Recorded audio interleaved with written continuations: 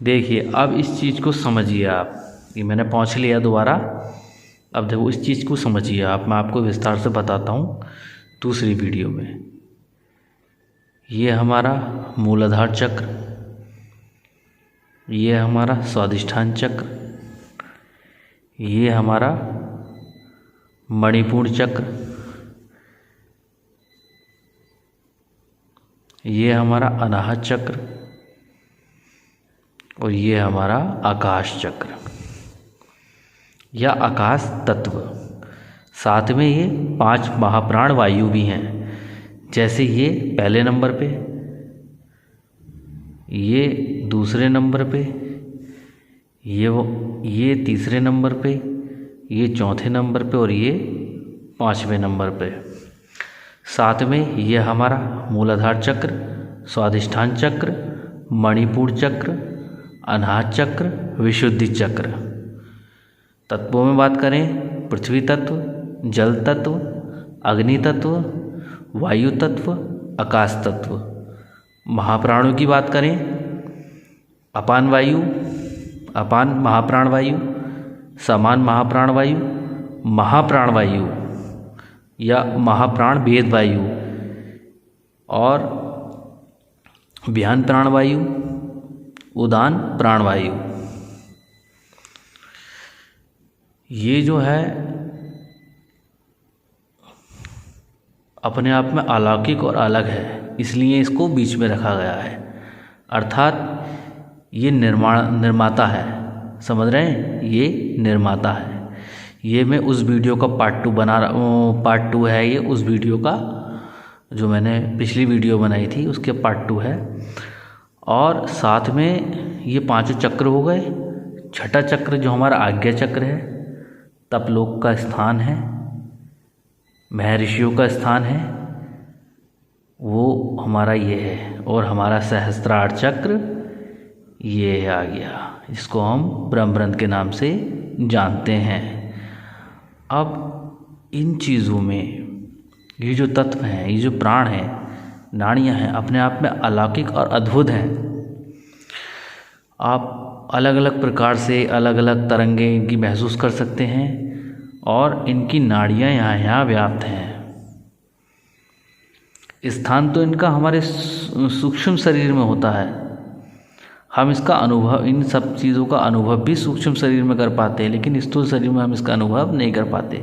हमें अनुभव नहीं होगा, हमें अपने प्राणों का अनुभव नहीं होगा, हमारे अपने तत्वों का अनुभव नहीं होगा, हमें अपने जो हैं चक्रों का अनुभव नहीं होगा। लेकिन हम स्थूल शरीर में अनुभव कर सकते हैं अपनी इंद्रियों से जनित, अपने उस कर्मेंद्रियों से रिलेटेड। जैसे हमारे जो गंध की जो शक्ति हमें मिलती है, जो हमें सूंघने की शक्ति देता है, उसकी नाड़ी ये है, देख लीजिएगा। यहाँ इस नाड़ी से हमें नासिका की शक्ति प्राप्त होती है। यहाँ से हमें दूसरे नंबर पर आ जाइए, कंष्टिका उंगली, स्वाद की अनुभूति होती है और हम स्वाद लेने की प्रक्रिया यहाँ से करते हैं। अर्थात हमारी जिह्वा की जो नाड़ी है वो यहाँ व्याप्त होती है। समझ रहे हैं, हम इंद्रियों से रिलेटेड आपको बता रहे हैं जानकारी। हमारी जो स्वाद से रिलेटेड जितनी भी शक्ति है वो यहाँ से प्राप्त होती है हमें, और यहाँ से जब ज़्यादा बढ़ जाती है तो यहाँ से निकलती रहती है। साथ में तीसरी आती है, ये हमें देखने की शक्ति प्रदान करता है हमारा अंगुष्ठ, मणिपुर चक्र का प्रतीक, हमारे अग्नि तत्व का प्रतीक। साथ में इसकी जो इंद्रिय है वो है आँखें, हमारी आँखें।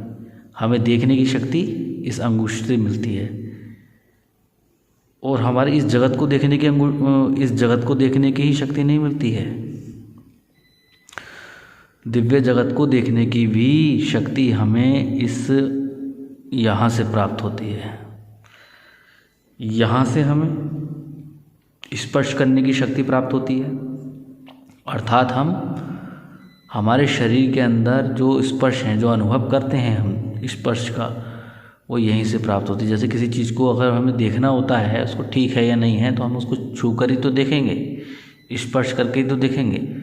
जैसे कि आपके कपड़े हैं और आपको लग रहा है कि ये कपड़े जो है गीले हैं तो आपको अनुभव करेंगे, स्पर्श करेंगे उन कपड़ों का अनुभव करके, तभी तो आपको ये ज्ञान होगा कि ये गीले हैं, सूखे हैं। वैसे ही जैसे कोई फल है, आप खरीदने जा रहे हैं मार्केट में कोई खाद्य पदार्थ की चीज़, तो वो स्पर्श से तो पता करेंगे कि भाई ये खाने योग्य है या नहीं है, ख़राब तो नहीं है। तो वो स्पर्श करने की शक्ति हमें इस नाड़ी से प्राप्त होती है, और इस नाड़ी से हमें जो प्राप्त होता है वो बहुत अलौकिक है, बहुत दिव्य है। ये नाड़ी हमें बोलने की शक्ति प्रदान करती है। शब्द अर्थात जो भी हम बोलते हैं वो चीज़ हमें इस नाड़ी से प्राप्त होती है, यहाँ प्राप्त होती है। आकाश तत्व प्रदान करता है यहाँ से। अब ये देखिए कि यहाँ पर बोलने की शक्ति इधर की साइड में डाली इन्होंने, क्यों डाली? टारगेट देखिए, ये यहाँ से आज्ञा चक्र और यहाँ पर ये बोलने की शक्ति, समझ रहे हैं आप? बीच में सहस्त्रार चक्र यानी कि ज्ञान का महासागर, अथाह महासागर नाड़ी। जब हम मुद्राएं करते हैं तो ये अटैचिट हो जाती हैं एक ही बिंदु पर, समझ रहे हैं? तभी ही साधक को तर्क बुद्धि ज्ञान की अनुभूति होती है, दिव्य ज्ञान उसे प्राप्त होने लगता है और वह अपने आप में सक्षम हो जाता है। क्यों? क्योंकि ये चीज़ की, इस चीज़ की वजह से। और आपको एक बात और हम बताते हैं बहुत अलग प्रकार की। देखिए ये यहाँ पर सहस्त्रार चक्र, यहाँ से देखिएगा हमारे जो है मणिपुर चक्र, कहीं से भी देख लीजिएगा ट्रायंगल जो बनना है वो बनेगा, लेकिन ट्रायंगल जब बने तो आप देखना ये इस तरीके से बना, ये इस तरीके से बना, यानी बाई शेप में बना। तो इसके बारे में विस्तार से मैं बताऊंगा, इसको कितने डिग्री पर बनना है और कितने डिग्री पर हमें मुद्राएं करनी होती है। जो मैं मुद्राओं को डिग्री में डालता हूँ 45 डिग्री, 35 डिग्री, 25 डिग्री या 90 डिग्री, तो वो यूं ही डालता हूँ इन्हीं चीज़ों की वजह से। अब मैं आपको एक चीज़ और विशेष जानकारी इसमें ये दूँ वीडियो में कि हमें केवल और केवल इसमें इसी की शक्ति नहीं मिलती है, ये हमारा ऑरा है। अब आप देखिए ये चीज़ देखिए, ऑरा किस तरीके से अनुभव करते हैं हम। देखिए ये हमारा पूरा पंजा है, देख रहे हैं? पूरा हाथ है हमारा ये। अब ये हाथ के जो चारों तरफ ये जो लाइन देख रहे हैं आप, देखिएगा ये जो लाइन देख रहे हैं, इस लाइन को अनुभव कीजिए आप। इसके जब आप इस लाइन को देखेंगे तो इसकी किनारियों पे, मतलब ये किनारी जो हैं, देखिए हल्की हल्की सी ऊर्जा का समायोजित होता हुआ दिखेगा आपको। देख रहे हैं? हल्का सा ऊर्जा अलग से, जैसे कि हाथ आपका अलग है और किसी ऊर्जा ने इसको घेरे रखा है, ऐसा आपको प्रतीत होता होगा।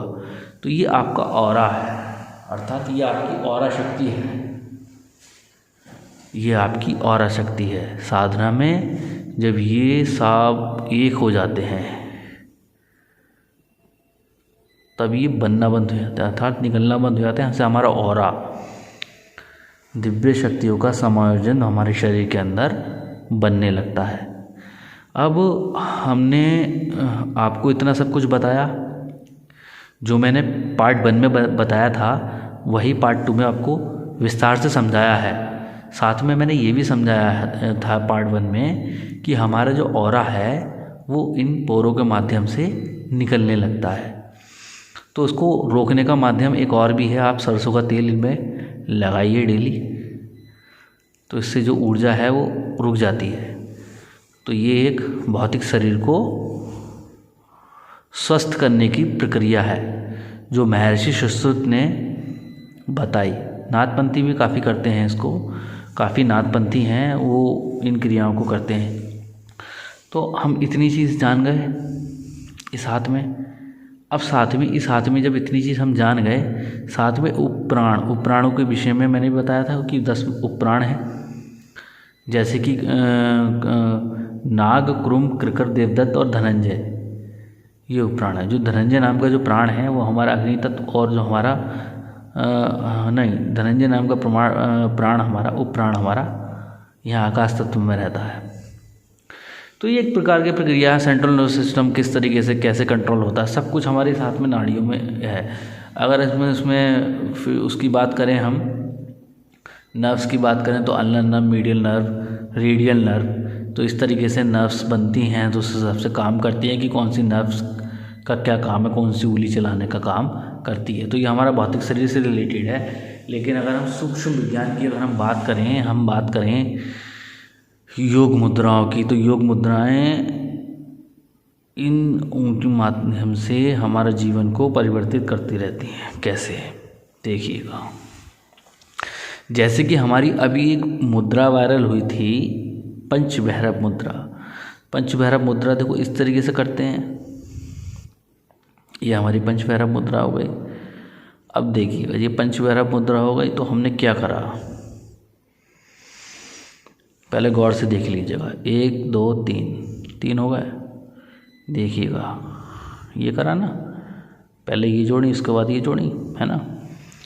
यहाँ ये ट्रायंगल बनना चाहिए, इस चीज़ का विशेष ध्यान रखना आप। यहाँ पर ये बहुत से साधक ऐसे होंगे जिनकी नहीं मिलेगी, बहुत से होंगे जिनकी मिलेगी, तो कोशिश कीजिएगा मिलाने का, क्योंकि मिलाएंगे तभी बेनिफिट होगा। अब देखिएगा, ये बीच है, बीच में ही तो है ये मणिपुर चक्र, ये मूलाधार चक्र, और ये खांसी हो गई, ठंड लग गई, ये हमारा आकाश। तो हमने ये बनाया एक ट्रायंगल।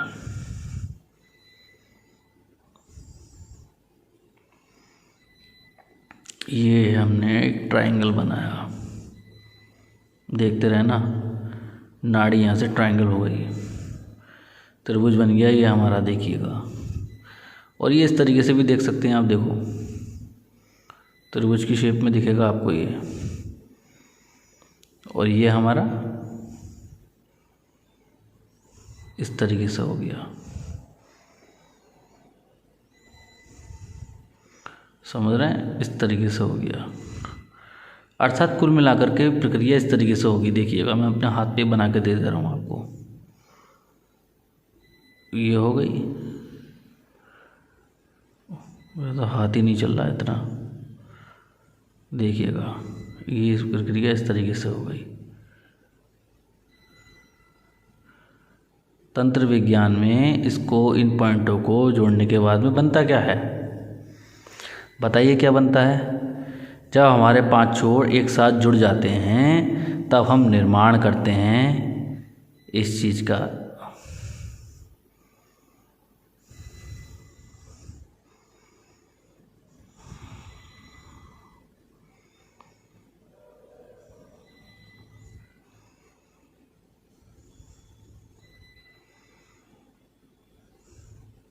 ये क्या है,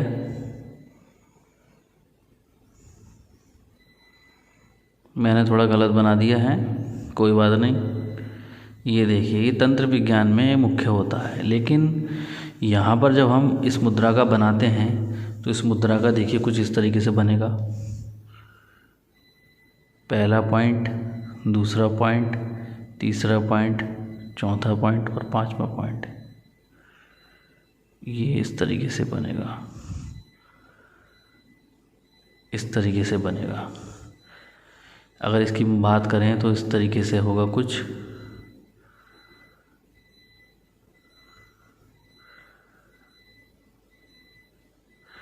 कुल मिलाकर के ये है, देखिएगा, ये है। तो ये जो चीज़ है ना, ये जो चीज़ है, देखिएगा, ये जो चीज़ है, देखिएगा, ये एक ह्यूमन बॉडी का निर्माण करती है। ह्यूमन बॉडी का कैसे, किस तरीके से, देखिएगा, इस तरीके से।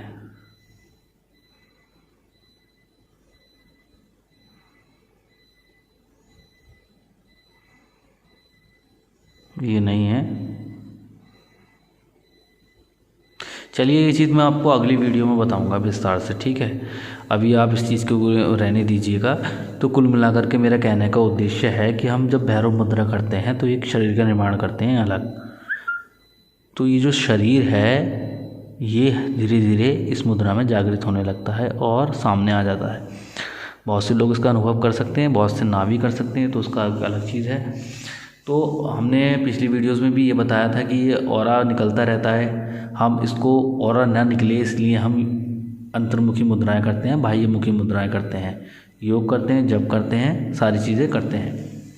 ठीक है। तब इसके साथ में हमारी जो है राशियां हैं। देखिए राशियां हैं, 12 राशियां होती हैं, 9 ग्रह इसमें मौजूद होते हैं। 9 ग्रहों के साथ में हमारे जो है 5 प्रकार की अवस्थाएं। देखिए एक चीज़ और है, 5 प्रकार की अवस्थाएं बताना हम भूल गए।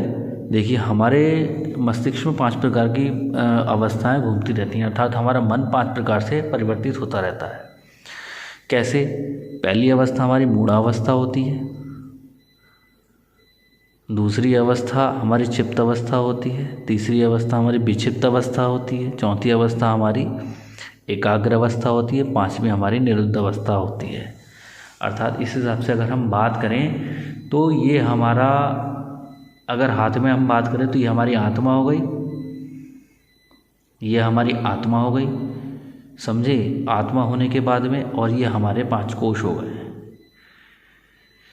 ये हमारे 5 कोश हो गए, जिसकी चाबी इसके पास है, आज्ञा चक्र के पास। इन 5 कोशों में ये कैद है, ये आत्मा है, ये हमारी आत्मा की चाबी है, और ये कोश हैं। जैसे अन्नमय कोश, मनोमय कोश, प्राणमय कोश, विज्ञानमय कोश और आनंदमय कोश। हमारे 5 कोश हैं, आत्मा के 5 कोश होते हैं, जिसमें आत्मा अंदर व्याप्त करती है, उन 5 कोशों के अंदर व्याप्त करती है। तो देखिए आप इस चीज़ से ऐसे भी समझ सकते हैं इस विज्ञान को। तो ये एक के अंदर एक पुरोवा होता है। जैसे कि आपने कभी देखा होगा कि हम जब किसी भी फल को छीलते हैं तो पहले चुक्कल होता है, चुक्कल होने के बाद में फिर अंदर का वो निकलता है, उसके बाद में अंदर बीज पाया जाता है।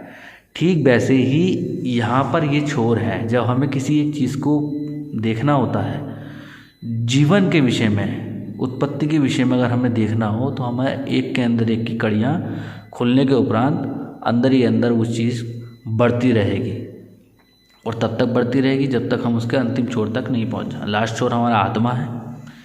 तो आप विस्तार से ये समझिए, ये हमारा, एक बार और हम बता दे रहे हैं, ये हमारा अन्नमय कोश, ये हमारा मनोमय कोश, ये हमारा प्राणमय कोश है, ये हमारा विज्ञानमय कोश, और ये हमारा आनंदमय कोश है। अगर हम इसके कलर की बात करें तो ये हमारा जो है पीले कलर का है, ये हमारा जो है भूरे कलर का है, जैसे राख होती है वैसा कलर होता है इसका।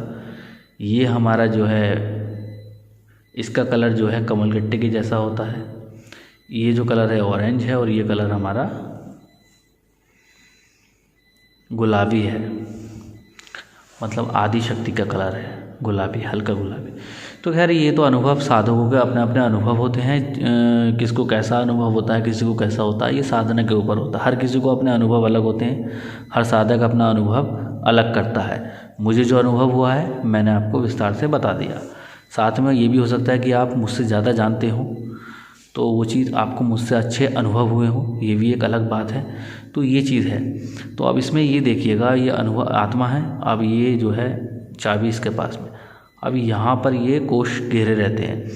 तो जब हम ध्यान करते हैं, योग करते हैं, मुद्रा करते हैं, तो पहला कोश ये तोड़ते हैं। जब ये कोश टूट जाता है तो फिर ये इस कोश, हमें ये वाला कोश तोड़ना होता है, फिर हमें ये वाला कोश तोड़ना होता है, फिर ये तोड़ना होता है, फिर ये तोड़ना होता है। इन तोड़ने के बाद में जब ये 5 कोश टूट जाते हैं तब हमें इस चीज़ का ज्ञान होता है। ये हमें यहाँ तक लेकर जाता है। ये वाला जो है, यानी कि इसे हम कहें आज्ञा चक्र कहें, ये तपलोक कहें, ये हमें यहाँ तक लेकर जाता है। जैसे ब्रह्मांड में हम इसे भूलोक, इसे भुवलोक, इसे स्वयलोक, इसे महलोक, इसे जनलोक कहते हैं, इसे तपलोक और इसे सत्यलोक कहते हैं। ब्रह्मांड के दृष्टिकोण में। ठीक उसी प्रकार से हमारा जो भूलोक है, भूवलोक है, स्वहलोक है, महलोक है, जनलोक है, ये पांचों लोक जो हैं जब टूट जाते हैं तब हमारा इस चक्र से संबंध बनता है। ये चक्र हमें यहाँ तक पहुँचाता है। जब हम यहाँ तक पहुँच जाते हैं तब हम परम मुक्त हो जाते हैं, अर्थात हम मुक्ति बन जाते हैं, मुक्त पूरी तरीके से ओतप्रोत हो जाते हैं इनसे। या तो मतलब हमें जन्म मरण मृत्यु सारी चीज़ें, सारी बाधाओं से मुक्त हो जाते हैं यहाँ तक पहुँचने के बाद। यहाँ तक पहुँचने के लिए बहुत से जन्म लग जाते हैं, बहुत से 84 लाख योनियों में भटकने के बाद में मनुष्य जन्म मिलता है। वो जन्म इसलिए मिलता है ताकि हम इस चीज़ यहाँ तक पहुँच सकें। भगवान कृष्ण ने भी यही कहा कि भाई जो है साधक को केवल इस चीज़ का विशेष ध्यान रखना चाहिए, उसे अपना लक्ष्य और प्रयोजन याद रखना चाहिए, उसका कार्य केवल आत्मकल्याण है। वो तो आत्मकल्याण की जो होता है वो यहीं आकर के होता है। ये छोर है पूरे हाथ का, समझ रहे हैं, ये बीज है।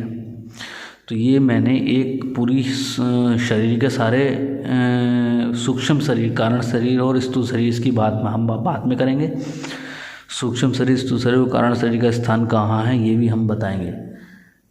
अगली वीडियो में हम ये बताएंगे स्थिति, उत्पत्ति और विनाश के विषय में। तीनों ज्योतिर्लिंग हमारे इस शरीर, इस हाथ में कहाँ पर मौजूद हैं, जिन्हें हम कहते हैं स्वयंभूलिंग, और दूसरा है अनाहत लिंग, और तीसरा है ज्योतिर्लिंग। कहाँ पर मौजूद हैं वो तीनों लिंग। साथ में इस ब्रह्मांड में 3 ही लिंग हैं जो हमारे शरीर के अंदर उपस्थित रहते हैं। हमारे हाथ में उनकी नाड़ियाँ किधर हैं ये भी मैं आपको विस्तार से बताऊंगा अगली वीडियो में। तो मेरी वीडियो को बिना रुके देखिए, इसका अगला पार्ट देखिएगा। पार्ट 3 इसका जल्दी आएगा, कल या परसों में मैं पोस्ट कर दूंगा। अब की वीडियो में इतना ही। जय श्री गोरख, जय महाकाल। और इसको याद कर लीजिएगा। मैं समझता हूँ कि आप इतनी सब कुछ में समझ गए होंगे, लेकिन अगर आपको समझ में नहीं आए तो मैं बार बार इसकी वीडियो बना करके आपके दिमाग में डालता रहूँगा, क्योंकि ये मेरा पूरा धर्म है। जो जानकारी मुझे मिली है वो आप तक ज़रूर पहुँचे, ऐसा मेरा लक्ष्य है। आज की वीडियो में इतना ही। जय श्री गोरख, जय महाकाल। मिलते हैं अगली वीडियो के साथ। जय महाकाल। इसी उद्देश्य से आप स्वस्थ रहें, निरोग रहें और अपनी साधना को ठीक प्रकार से करें, सफल बनें।